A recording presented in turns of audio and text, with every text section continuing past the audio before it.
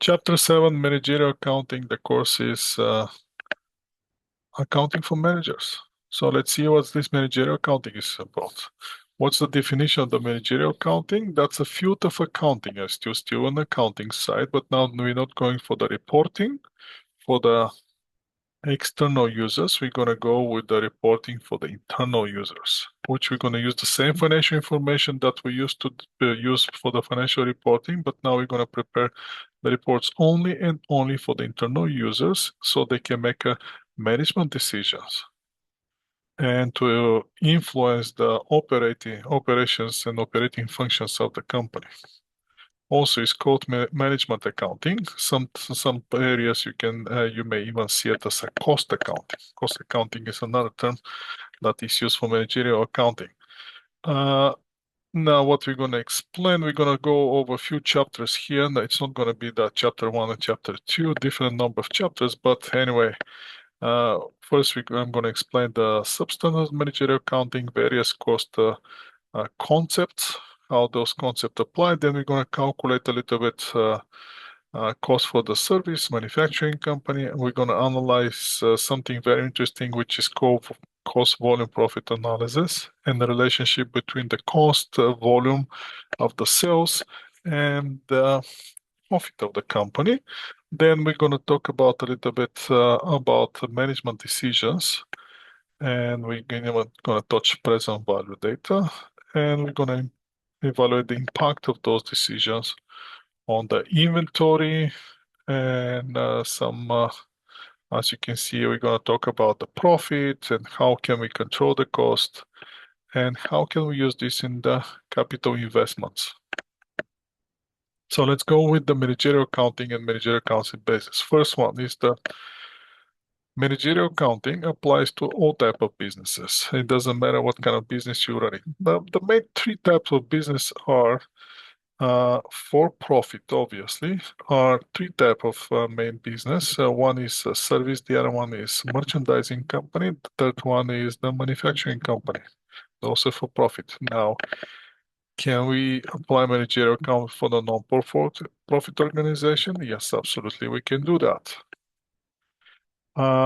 Now, for the terms of that for the type of business, in the form of how you create a business, so we may have a sole proprietorship, we may have a partnership, and we may have a corporation. All those forms of business can use managerial accounting. Do they have to use it?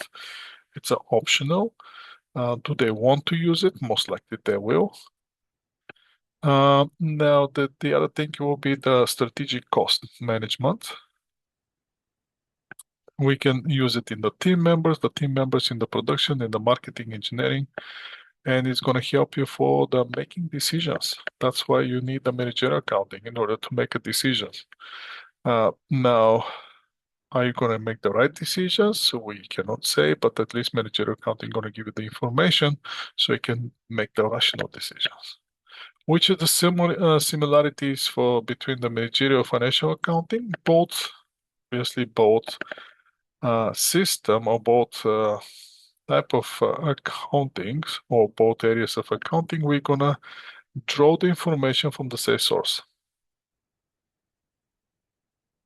Means that the company and the business transactions and business events that happen in the company is going to drive the information from which managerial accounting and financial reporting is going to draw the reports for different purposes.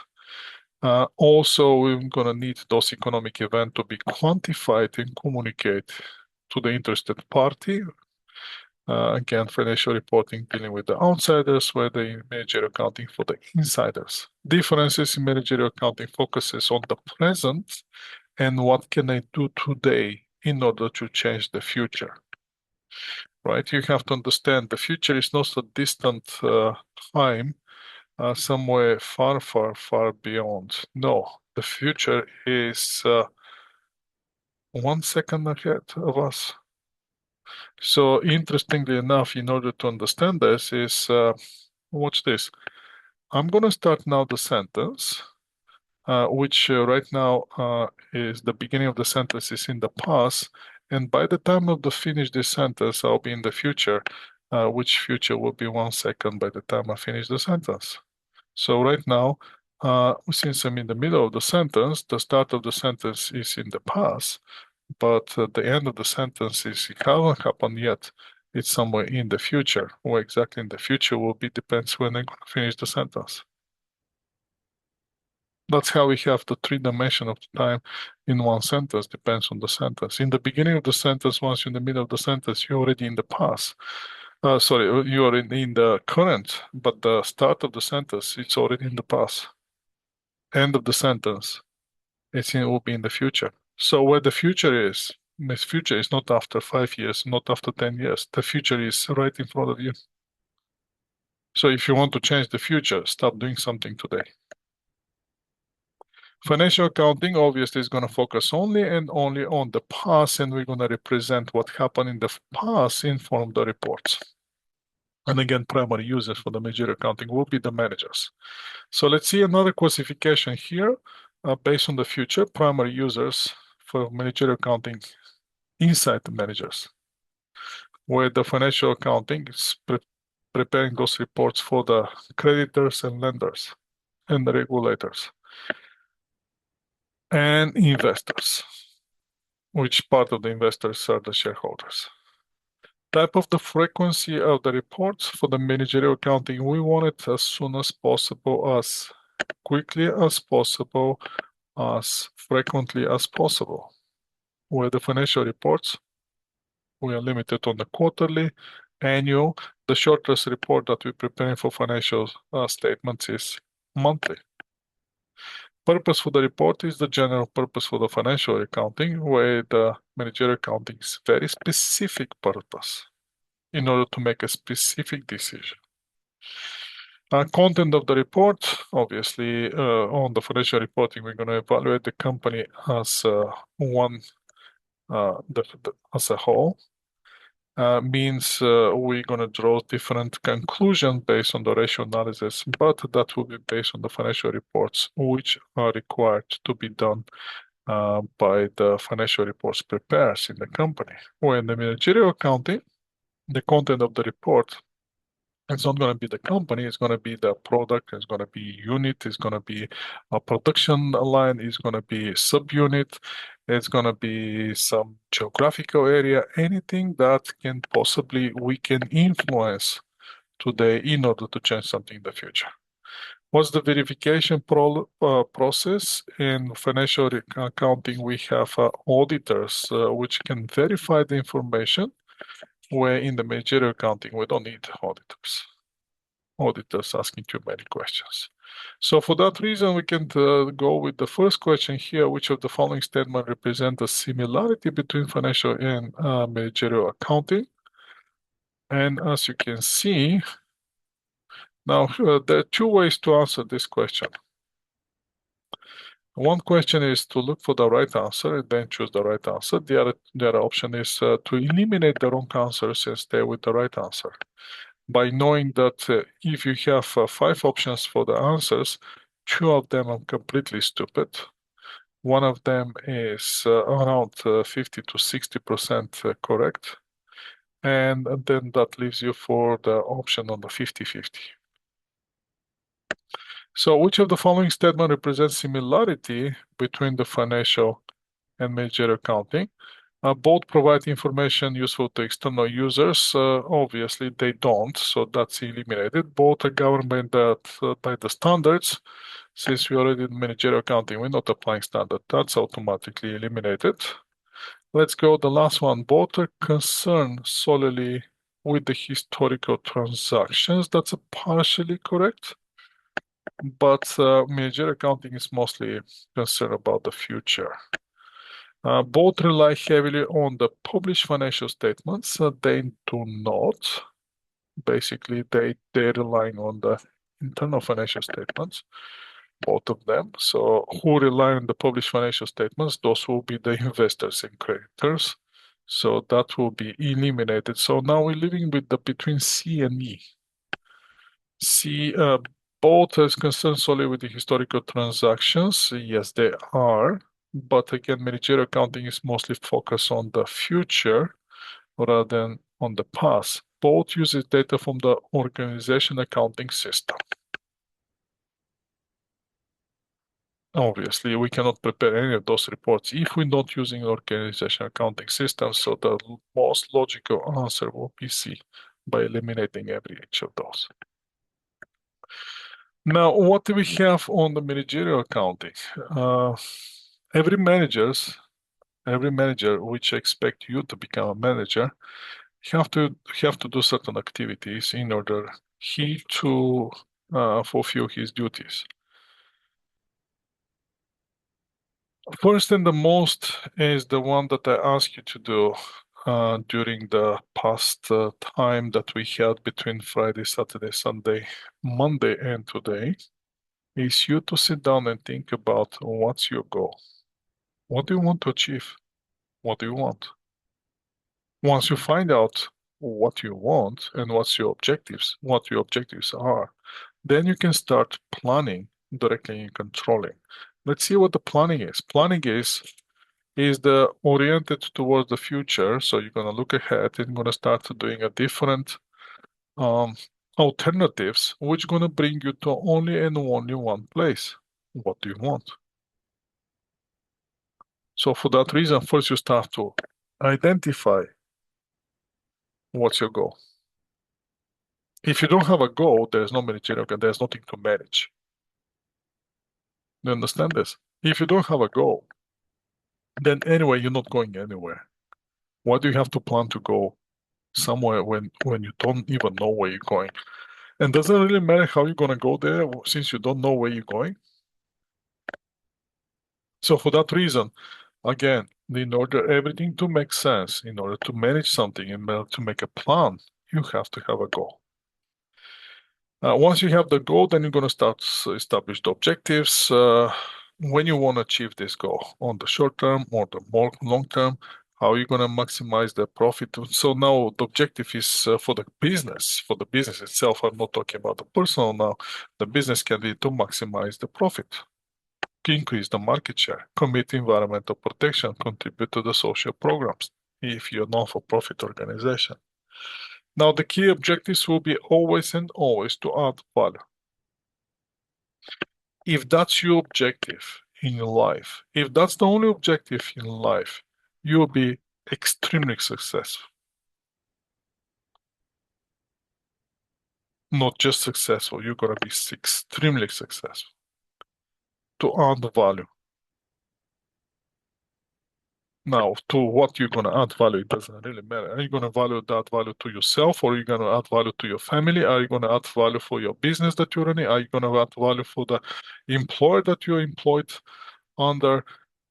If your objective is to always to look and to add value for everything that you're doing, you will be extremely successful. Not just successful, extremely successful.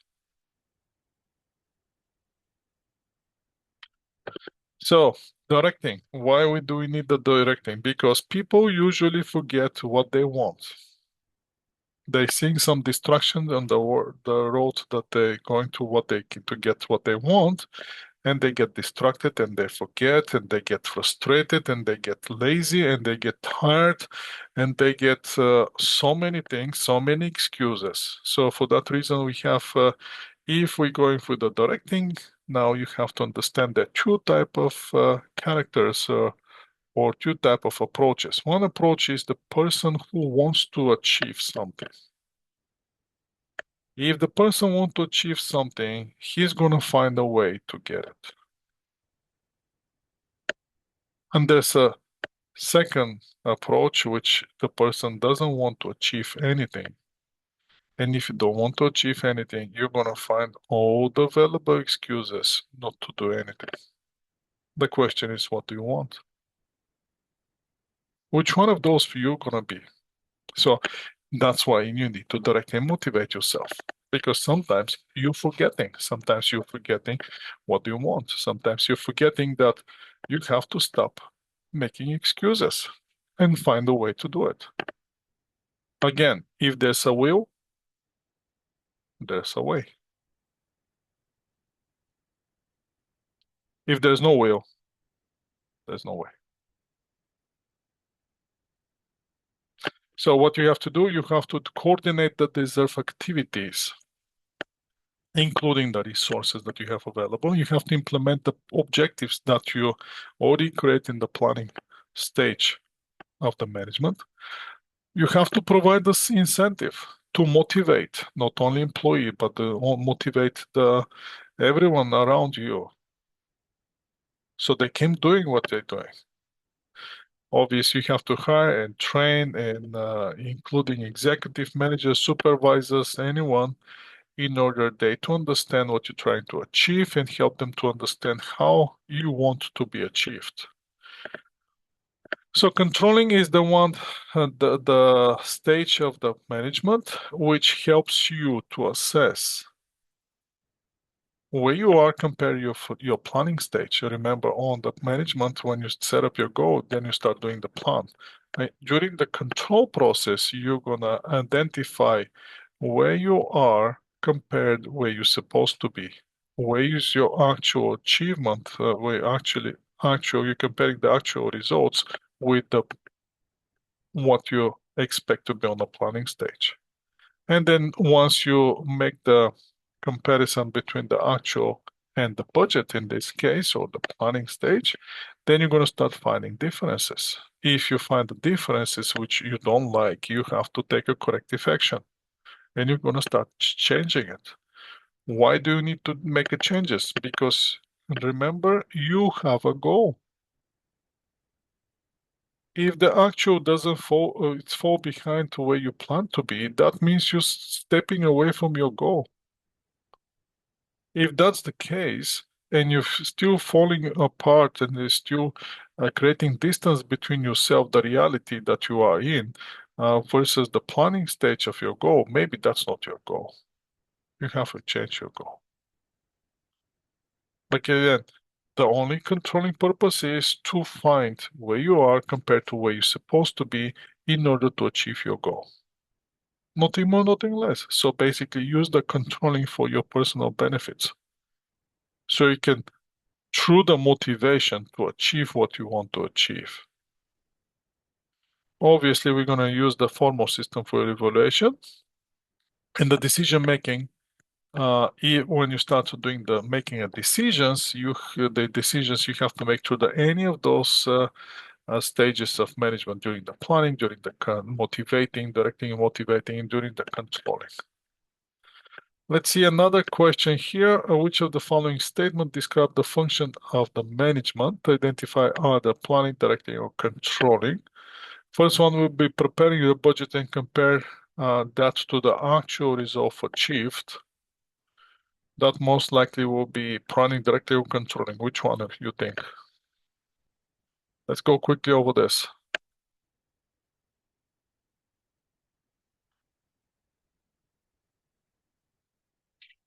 That most likely will be trying to see where the chat is controlling. Yes, examining the viability of the of explaining into the expanding a new geographical area. So when you're examining how viable or how realistic is I to move to new geographical area, that will be related to which of the activity which the management has to do. The first one, planning, yes, and establishing the hiring committee to select the new CFO.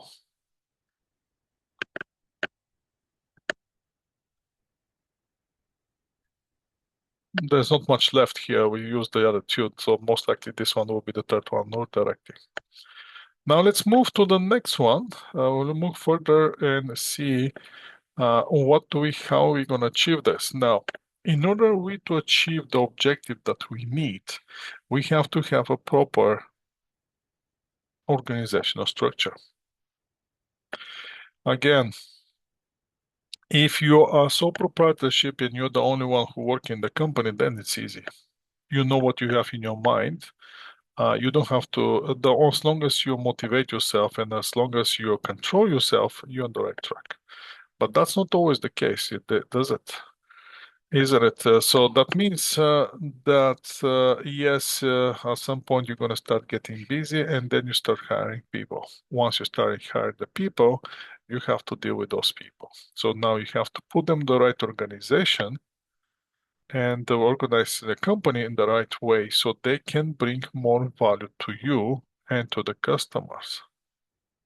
So you're going to start delegating the authority and you're going to start delegating responsibility towards the organization. Now, those responsibility with the company, those will be frequently qualify as a two type of employee that you may have or staff position. You may have a line position in the company and you may have a staff position. What's the interesting thing with the line position is those are the one that's sitting under the line or the ones sitting under the projector, the one that's sitting always at front. So everything goes bad, they're the one responsible. Everything goes well, they're the one who taking the benefits. Staff position, those are involved in the everyday activities and they support the line position people. In the company chart, if we have to take a look at close company, this we're not talking about here grocery store, where the father is the owner of the company, the mother and the father is also the main person who's selling everything. The mother is the accountant, plus she purchases all the groceries, and the daughter is the one who's dealing with the customers and mostly dealing with the cashier. Right? We're not talking about this. We're talking about some big organizations where they have shareholders. Now, the only thing that we have to remember is what the shareholders want, what the shareholders have, and what the shareholders want.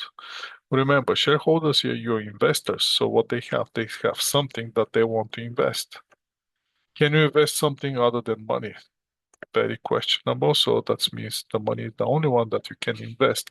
If the money that you can invest is the only option, what do you expect when you invest? Expecting the same thing that you invest. If I invest money, I want to expect money. So who's going to make that I'm getting what I want? Board of directors. So that's why the shareholders, they elect in board of directors. What the board of directors is going to do then? Board of directors is going to appoint the president and chief executive officers.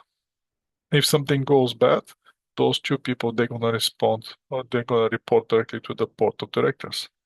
Why? Because the board of directors is responsible directly to the shareholders. Now, those two people are going to start creating the structure of the company, either centralized, either decentralized. Most likely will be decentralized system. For that reason, we're coming to the organizational structure and the function. We're going to have the chief executive officer, which will be the line position. Obviously, that will be the high position in the office, and primarily he's responsible for the strategic decisions in the company. Because he's the one who's going to directly respond to the board of directors and he's going to answer all the questions from the board of directors. Then we have the chief financial officer. First, chief executive officer, chief financial officer. He's going to deal with the finance and accounting or accounting finance concern. He will be supported by the controller and the treasurer in the company. Which brings us to the next question, which is the officer responsible for the accounting and financial issue in the company. And the company that facing is most likely to be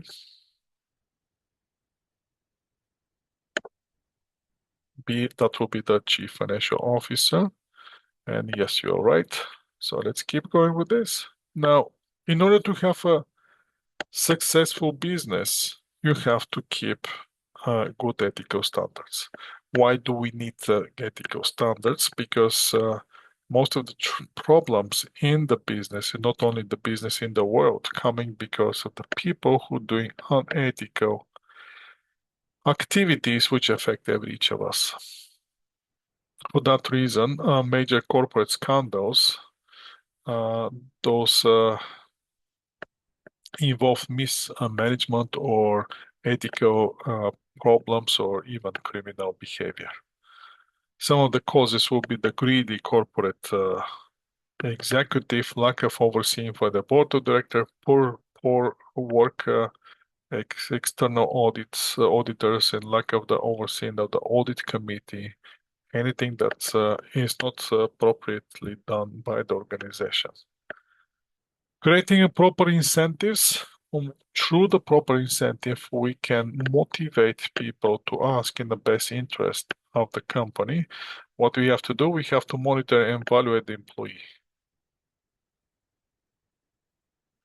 And if we see that they're doing something wrong, we have to step up. For example, will be that ambitious budgets may produce unethical management action to meet the target. So that's where what can go wrong and why it's going wrong. You cannot always blame the people that something goes wrong. You have to see, is there anything I have done wrong to motivate those people they to do something that they're not supposed to do. Employee may feel that they must succeed no matter what. So for that reason, you have to understand that you motivating the other people, it will be very important.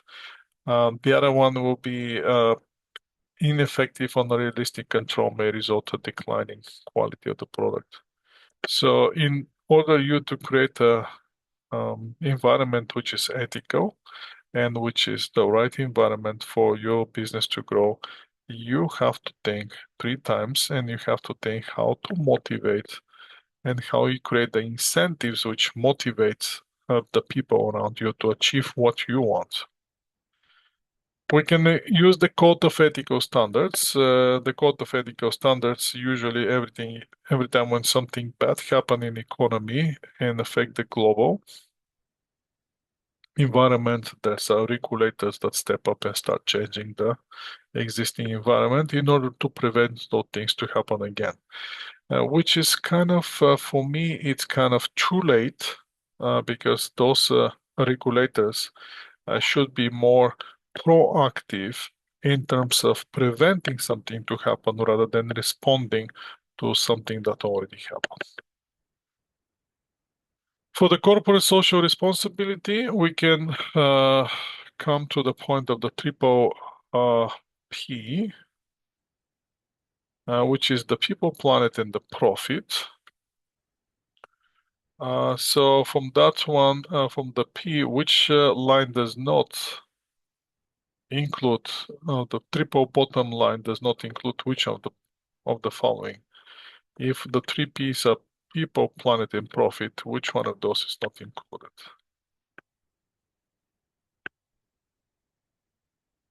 Obviously the P, the plants. So when we eliminate the plants, we're gonna go to the triple P, which is the people, planet, profit.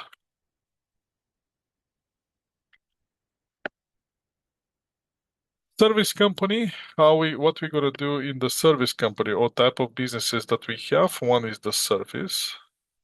In the service company, that's in North America, is shifting towards the service company. As you can see, most of the businesses here in Vancouver, where you're living right now, are shifting to the service. You, in fact, are part of the service company which provides education. Now, the new operating controls have been designed to improve the quality and efficiency of those service companies, the one that providing the service to the other individuals, and the techniques that can be implemented to help the service company to add only one thing, to add value to their customers. And management accounting today, service company and the company's major accounting they're facing can be transportation. Then in logistics, we have examples. So what we have to find out here is who are our customers, what they want, and based on that, we have to ask ourselves questions. Should we buy a new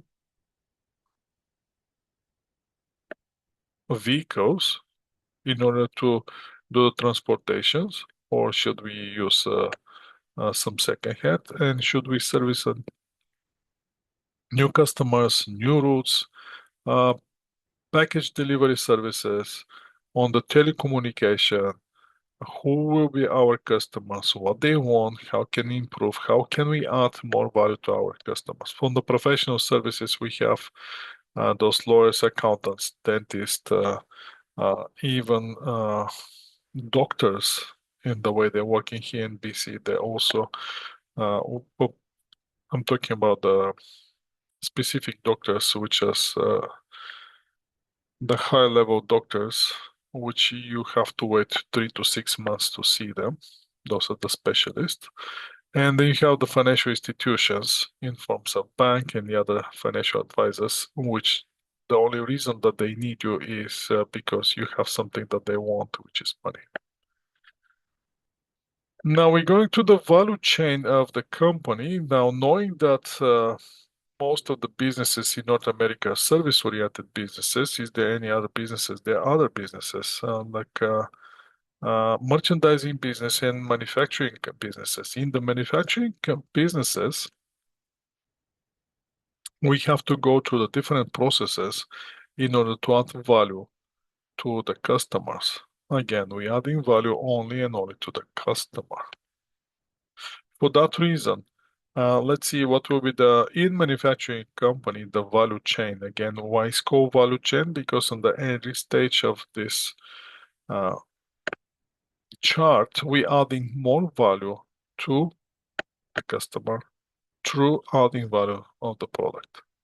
So the company value chain or manufacturing value chain will be first, we're going to have research development. Once we have the research development, then we're going to go through the product design.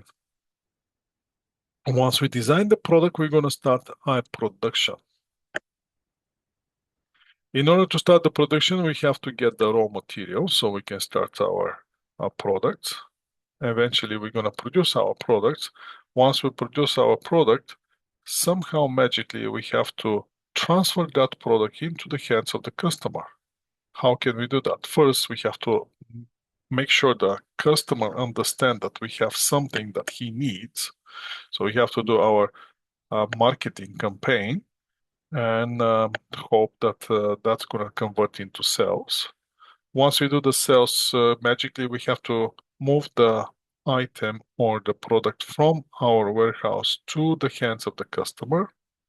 And the last thing that we have to do, we have to provide customer support because it doesn't matter how well you explain how the product can be used. There always be somebody who gonna ask you, "Hey, how can I use this? How can I get more information about this?" So that's why you have to provide a customer service. So as you can see, in every stage of the value chain, you're adding more value to the customers. How are we gonna organize the accounting system in order for us to extract the information about the company and what the company is doing? We're gonna we're gonna use the technology, obviously, and through the technology, we're gonna have this enterprise resource planning system, which will be a software that manage the entire value chain. Means that in that system, we're gonna have elements of the research development, we're gonna have the elements of the product design, manufacturing, marketing, delivery, and the customer service, and all in one place. Then with those, we're gonna have this computer integrated manufacturing, which makes the product only and only, which is not, some of the products not even touched by human hands. So basically, we're gonna have this product line, which run by artificial intelligence or by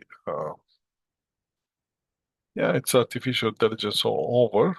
We're going to invest a lot in that system, but once we do it, we're going to eliminate the human mistake. The other one is the business to business, which will be e-commerce. Commerce. The most efficient way you to do the production and you to respond to the customer needs will be the just in time. And if you can develop and maintain the just in time inventory model. The just-in-time inventory model depends on the what the customer wants, how when the customer need it, and once the customer decide that he wanted, he needed it, he wanted, we to step up and just provide. Oh, by the way, that's what you want. So that will be the inventory system where the goods are manufactured and purchased just in time. So what we're gonna drive the production manufacturing or the purchases, that will be based on the customer request. One advantage will be obviously we're going to reduce the inventory cost since we don't have to pay for the overstock, we don't have to pay for the carrying extra inventory. But in order to achieve this, we have to work very close with the customers and with the supplier to ensure the delivery and quality is always delivery is on time and the quality always presents. It's a present. We're going to have the total quality management, which is philosophy of the zero defects. That means all the management, all the employee in the company will going to help us to maintain the quality. That will require timely reporting of everything that happened in the company so we can identify what is defected, what we have to be reworked, and what's the warranty cost. That's how ultimately we're gonna go to the process, which is gonna reduce and eventually eliminate the defects which are produced by the company if the company is the manufacturing company. Activity-based costing is that's a costing system that can be used in the company compared to the traditional costing system. You haven't talked about the traditional yet in order you to understand activity-based costing, but I'll try to explain very quickly. That's a activity-based costing is an idea which help us to understand based on the activity that we use how much the single activity cost us. And based on that, we to try to find that how much cost us to produce a single product. At the end of the day, remember, in business, in order to make a profit, you have to understand what the cost is. You won't be able to make a profit unless you know exactly what the cost is. And based on the cost, you to charge a certain markup or certain profit percentage, which you guarantee you the profit that you want. Now, activity-based costing again is gonna look for the activity that drives the cost, and based on those activity, we're gonna assign that cost to our product, and we know exactly how much our product cost. If we know that, as long as we have a precise classification of our cost, then it's easy to price our cost the proper way so we can guarantee our profit. Theory the constraint is very simple. There's no unlimited resources. I mean, there's not unlimited resource on planet Earth. Everything is limited. But which one is the most limited? Which one is the limited resource in our life, our personal life? What you gonna say? If somebody asks you, what's the most limited resource in your personal life? What will be the time? Yes, time is the limited resource. Why? Because the time's gonna expire eventually. Believe it or not. Sometimes sounds like unbelievable, but time's gonna expire. And we're all gonna departure. Where are we gonna go? I cannot tell you because I don't know. Maybe if I departure before you, I'll find a way to, as a teacher, to come back and educate you and prepare you for what's coming if I can. Probably that's one of my missions in my life. We'll see later. I'll be able to tell you later, but yeah, that's the only limited resource that we have in our personal lifetime.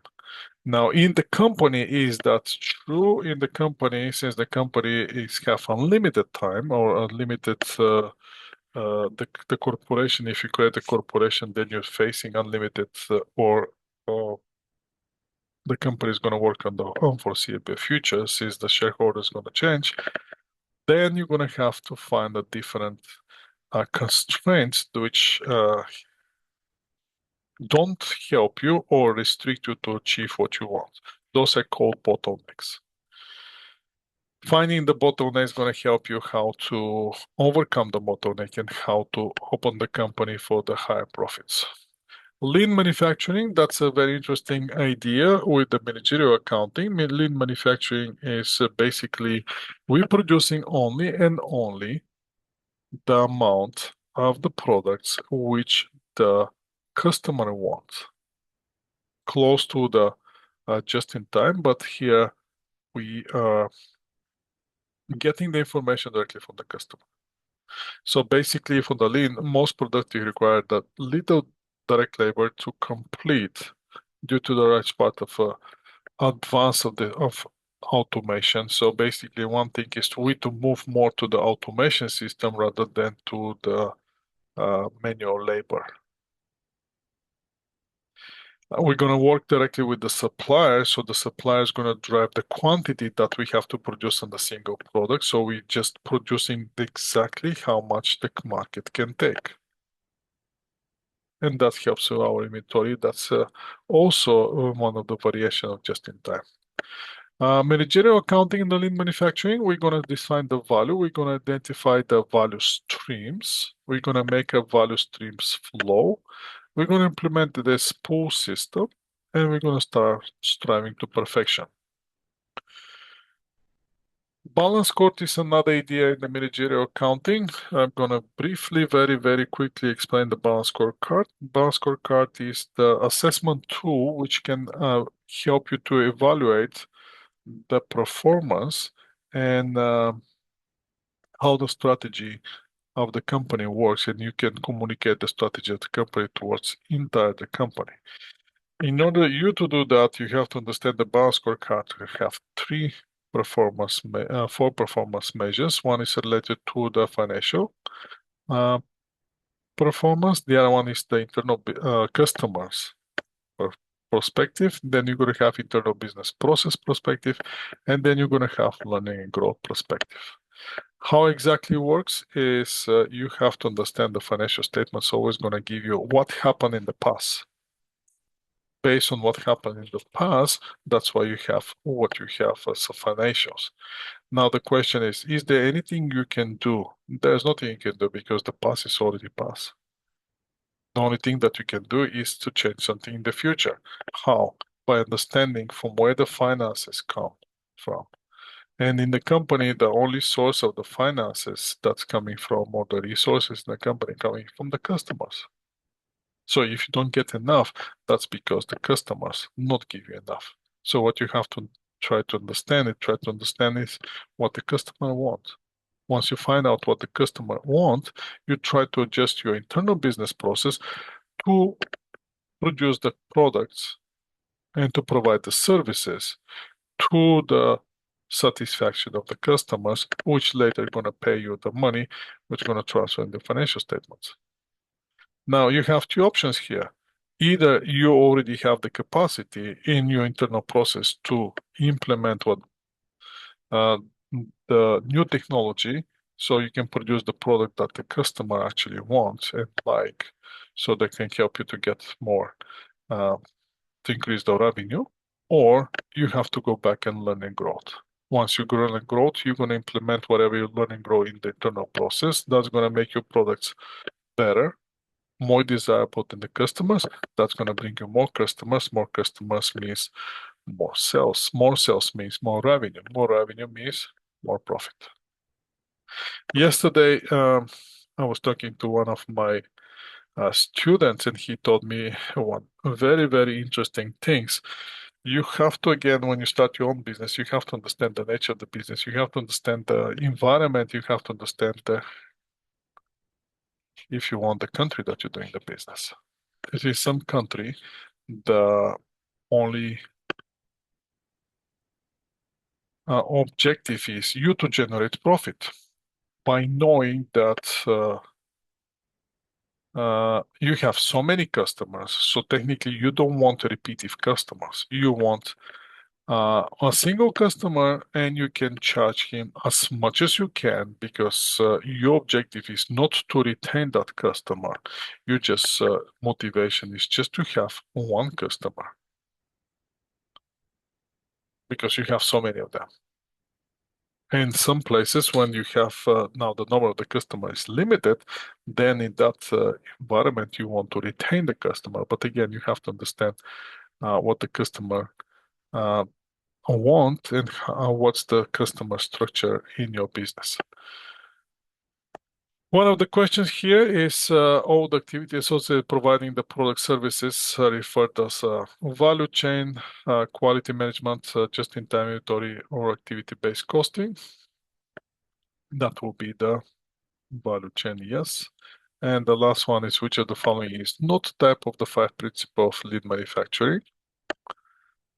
And that will be number, letter.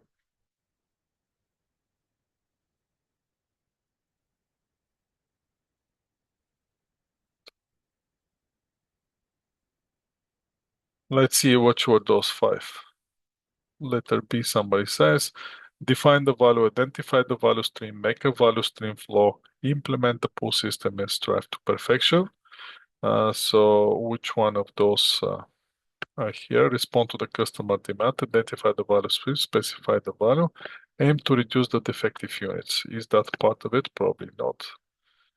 So that's why the right answer will be B in this case. That concludes our chapter 1.